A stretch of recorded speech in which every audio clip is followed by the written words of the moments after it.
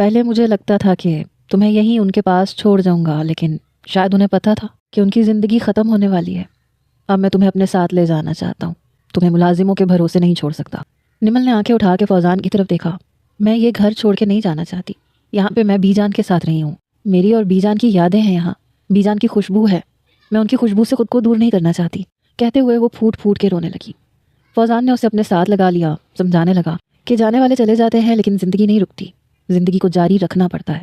اسے اپنے سینے سے لگائے، آہستہ آہستہ اس کے بال سہلاتے ہوئے، اس کے گال تھپ تھپاتے ہوئے وہ اسے پیار سے سمجھا رہا تھا۔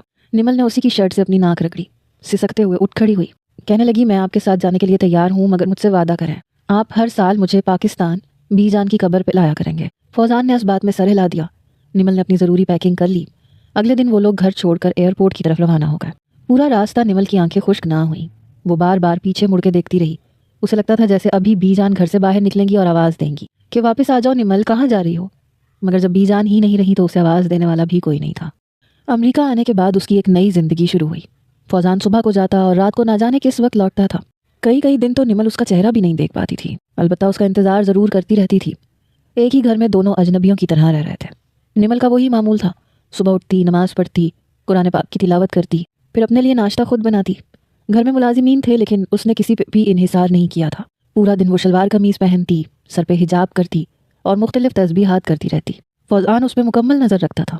نمل مختلف سرگرمیوں میں مصروف دکھائی دیتی تو وہ مطمئن ہو جاتا تھا۔ رفتہ رفتہ وہ نمل کی طرف متوجہ ہونے لگا۔ وہ کوئی بے جان چیز نہیں تھی کہ گھر کے کسی کونے میں رکھ کے بھلا دے۔ گھر میں چلتا پھرتا اس کا وجود فوزان کی توجہ حاصل کرنے لگا، مگر اس کا حلیہ فوزان کو بالکل بھی اچھا نہیں لگتا تھا۔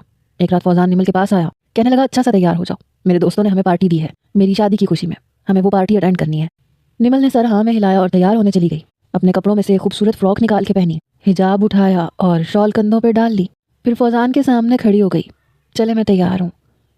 اسے کچھ خاص فرق محسوس نہیں ہوا، مگر وہ اسے لے کے چلا گیا۔ وہاں پہنچ کر دوستوں کی باتوں نے اس کا دماغ گھما دیا۔ سبھی نمل کا مذاق اڑا رہے تھے۔ سامنے تو کسی نے کچھ نہیں کہا، مگر پیٹھ پیچھے سبھی باتیں کر رہے تھے کہ فوزان نے کیسی بیوی چنی ہے جسے کپڑے تک پہننے کی تمیز نہیں ہے، ایسی روکھی پھیکی ہے، جاہل اور گنوار لگتی ہے۔ چہرہ خوبصورت ہونے سے کیا ہوتا ہے جب پہننے اوڑھنے کا سلیقہ ہی نہ ہو۔ ایسی بے شمار باتیں تھیں جو فوزان نے سنی اور اسے بے حد غصہ آیا۔ گھر آنے کے بعد اس نے نمل کو خوب ڈانٹا، کہنے لگا میرے ساتھ جاتے ہوئے کم از کم تم ڈھنگ کی ڈریسنگ تو کر سکتی تھی۔ نمل نے سر جھکا کے کہا کہ میرے پاس ایسے ہی کپڑے ہیں، اس کے علاوہ کسی قسم کے کپڑے نہیں ہیں۔ اگلے دن فوزان نے ڈھیروں کپڑے رکھوا دیے، پینٹیں، شرٹس، ساڑیاں اور مختلف ماڈرن ڈریسز، مگر ان میں سے کوئی ایک ڈریس بھی نمل کو پہننے کے قابل نہیں لگا۔ اس نے یہ بات فوزان کو بھی بتا دی۔ فوزان نے ابرو اٹھا کے اسے دیکھا اور کہنے لگا امریکہ میں رہتے ہوئے اگر تمہیں بہن جی بن کے رہنا ہے تو میں آئندہ تمہیں کہیں بھی لے کے نہیں جاؤں گا۔ دونوں کے درمیان تکرار بڑھنے لگی۔ وہ نمل کو مجبور کرنے لگا کہ وہ ماڈرن بن جائے اور ماڈرن کپڑے پہنے، مگر نمل کو اپنی حدود اور قیود کا پورا احساس تھا۔ اس نے اپنی ڈریسنگ نہیں بدلی۔ فوزان نے بھی اسے اس کے حال پہ چھوڑ دیا۔ پہلے جو تھوڑی بہت توجہ دے لیا کرتا تھا اب وہ بھی نہیں دیتا تھا۔ نمل کا یہاں دل نہیں لگتا تھا، مگر مارے باندھے زندگی گزار رہی تھی۔ ایک دن فوزان جلدی گھر لوٹ آیا، سیدھا نمل کے کمرے میں گیا۔ وہ نماز پڑھ رہی تھی۔ وہ چپ چاپ بیٹھ کر نمل کے چہرے کو غور سے دیکھنے لگا۔ نمل کا چہرہ بہت خوبصورت تھا، بڑی بڑی آنکھیں تھیں، لمبی پلکیں، چھوٹی سی ناک، گلابی ہونٹ، دودیا سفید رنگت، گول چہرہ تھا جس پہ معصومیت بسی ہوئی تھی۔ بنا کسی اہتمام اور بنا میک اپ کے وہ اتنی حسین لگتی تھی کہ اگر تھوڑا سا خود کو سنوار لیتی تو قیامت ڈھا دیتی۔ اس نے آج پہلی بار نمل کو اتنے غور سے دیکھا تھا اور دل سے اس کی خوبصورتی کو سراہا تھا۔ نمل نے نماز مکمل کی۔ فوزان کو بیڈ پہ بیٹھے دیکھ کے حیرانی سے اس کی طرف دیکھا۔ وہ کہنے لگا تمہیں کسی چیز کی ضرورت ہو تو لسٹ بنا کے دے دیا کرو، گروسری کے دوسرے سامان کے ساتھ تمہاری ضرورت کی چیزیں بھی آ جائیں گی۔ نمل نے سر ہلا دیا۔ فوزان کچھ دیر مزید وہاں بیٹھنا چاہتا تھا، مگر اچانک اس کے نمبر پہ لارا کی کال آنے لگی اور وہ نہ چاہتے ہوئے بھی نمل کے کمرے سے نکل گیا۔ لارا اس کی نئی دوست بنی تھی، بے حد ماڈرن اور حسین تھی۔ فوزان کو کافی پسند آئی تھی۔ اس کی بے باک طبیعت نے فوزان کا دل فوراً جیت لیا تھا۔ وہ دن بدن اس کے قریب ہوتا جا رہا تھا، اس کی اداؤں میں پھنستا جا رہا تھا۔ فوزان کا تعلق مافیا سے تھا، لارا اسی لیے اس کے قریب ہو رہی تھی، مگر فوزان کو لگ رہا تھا کہ شاید وہ اس سے محبت کرتی ہے۔ دراصل فوزان کی پاور اور پیسہ دیکھ کر وہ اس کے پاس آئی تھی۔ ایک رات فوزان لارا کے ساتھ لیٹ نائٹ تک پارٹی کرتا رہا۔ وہ شراب نوشی سے بالکل دھت تھا۔ جب لارا نے اسے اس کے گھر کے باہر چھوڑا اور خود وہاں سے چلی گئی، اس کا مقصد پورا ہو رہا تھا۔ آہستہ آہستہ وہ فوزان کو اپنے قریب کرتی جا رہی تھی۔ فوزان لڑکھڑاتے قدموں کے ساتھ گھر میں داخل ہوا اور سیدھا نمل کے کمرے کی طرف گیا۔ نمل بیڈ پہ سو رہی تھی۔ وہ گرتے پڑتے اس تک پہنچا اور اس کے چہرے کو دیکھنے لگا۔ اس وقت اس نے دوپٹہ نہیں لے رکھا تھا، لمبے بالوں کی گھٹا پورے بستر پہ پھیلی ہوئی تھی۔ خوبصورت چہرے کے نقش بہت واضح تھے۔ گردن کے پاس کان کے نیچے بنا ہوا تل فوراً فوزان کی توجہ کا مرکز بنا اور وہ ایک دم اس کے اوپر جھکتے ہوئے اس کے گال پہ اپنے ہونٹ رکھ گیا۔ نمل کی آنکھ کھل گئی۔ اس نے گھبرا کے فوزان کی طرف دیکھا۔ اس کے چہرے سے آنے والی بدبو اور اس کی حالت نے نمل کو ساری کہانی سنا دی۔ اس نے کراہیت سے منہ موڑ لیا اور اٹھ کے بیٹھتے ہوئے دوپٹے کی تلاش میں نظریں دوڑائیں۔ دوپٹہ بیڈ کے دوسرے کونے پہ پڑا تھا اور وہیں فوزان بیٹھا ہوا سرخ آنکھوں سے نمل کو گھور رہا تھا۔ نمل نے ہمت کر کے سوال کیا کہ آپ رات کے اس وقت میرے کمرے میں کیوں آئے ہیں؟ सब खैरियत है ना?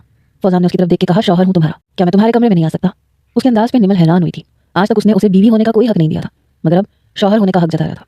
वो अच्छी तरह समझ रही थी कि फौजान क्या चाहता है, इसलिए वो बगैर कुछ कहे उठ के कमरे से जाने लगी। मगर पल भर में फौजान ने खड़े होकर उसका बाजू पकड़ लिया।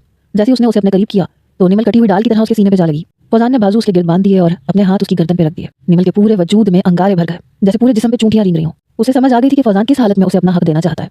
निमल ने पीछे हटने की कोशिश की, मगर फौजान ने उसे मजीद करीब कर लिया। अचानक उसने निमल को अपनी गोद में उठाया और बेड पे लाके डाल दिया। निमल ने मुजाहिमत की कोशिश की, मगर वो एक घटा की तरह उसके वजूद पे छा गया था। वो उसके पूरे वजूद को अपने होंठों से खिराज पेश कर रहा था, कह रहा था कि तुम बहुत खूबसूरत हो। अगर तुम अपने आप को संवारने का एहतमाम नहीं भी करती तब भी तुम अपनी जगह मुकम्मल हो।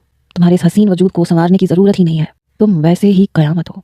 वो नशे में भी उसकी खूबसूरती की तारीफ कर रहा था। फिर वो उसके वजूद पे झुक गया और जा बजा अपने लम्स की मोहरें जब्त करने लगा। निमल ने खुद को छुड़वाने की कोशिश की, मगर उसकी मजबूत गिरफ्त के आगे उसकी सारी मुजाहिमतें दम तोड़ गईं। निमल की सांसें तेज हो रही थीं। वो उसके वजूद को मुकम्मल अपना बना चुका था। गुजरती रात के हर लम्हे ने उन्हें मजीद करीब कर दिया था। वो जो सदियों के फासले पे थे अचानक एक हो गए।